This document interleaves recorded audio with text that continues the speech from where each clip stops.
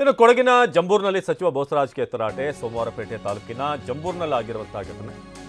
ಕೊಡಗಿನಲ್ಲೂ ಕೂಡ ಜನಪ್ರತಿನಿಧಿಗಳ ವಿರುದ್ಧ ಜನ ಆಕ್ರೋಶ ವ್ಯಕ್ತಪಡಿಸಿದ್ದಾರೆ. ಸೋಮವಾರಪೇಟೆ ತಾಲೂಕಿನ ಜಂಬೂರಿನಲ್ಲಿ ಆಗಿರುವಂತಹ ಘಟನೆ ಇದು. ಮಳೆಹಾನಿ ಪ್ರದೇಶಕ್ಕೆ ಇವತ್ತು ಸಚಿವ ಬೋಸರಾಜ್ ಭೇಟಿ ನೀಡೋಕೆ ಅಂತ ಹೋದ್ರು.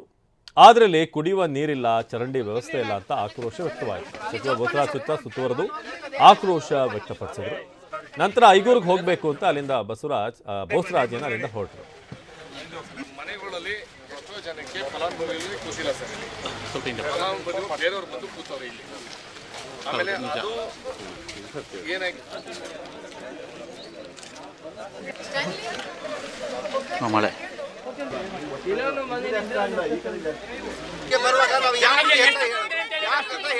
ಈ ಬಡಾವಣೆ ಸುಂದರ ಬಡಾವಣೆ, ಈ ಬಡಾವಣೆಯಲ್ಲಿ ನಮಗೆ ಬದುಕಲಿಕ್ಕೆ ಅವಕಾಶ ಇಲ್ಲದಂಗೆ ಮಾಡಿದ್ದಾರೆ. ಮಡಿಕೇರಿಯಲ್ಲಿ ಇದ್ರೆ ಅಲ್ಲಿಂದ ಮುನ್ಸಿಪಾಲಿಟಿ ಅವರು ಇಲ್ಲಿಗೆ ಓಡಿಸ್ತಾರೆ. ಮತ್ತೆ ಯಾವುದೂ ಇಲ್ಲ. ಅಲ್ಲ ಮುಂದೆ ಮಾತಾಡ್ತಾರಲ್ಲ, ಮುನ್ಸಿಪಾಲಿಟಿ ಮಡಿಕೇರಿಯಲ್ಲಿ ಇದ್ರೆ ಮಡಿಕೇರಿಯಿಂದ ಓಡಿಸ್ತಾರೆ. ಇಲ್ಲಿ ಬಂದು 15 ದಿವಸ ಆಗಿದೆ. ಒಂದು ತೊಟ್ಟು ನೀರಿಲ್ಲ, ಇಲ್ಲ ಕುಡಿಯಕ್ಕೆ ಒಂದು ನೀರಿಲ್ಲ, ಒಂದು ಯಾವ್ದು ಅನುಕೂಲ ಅಂತಾನೂ ಇಲ್ಲ.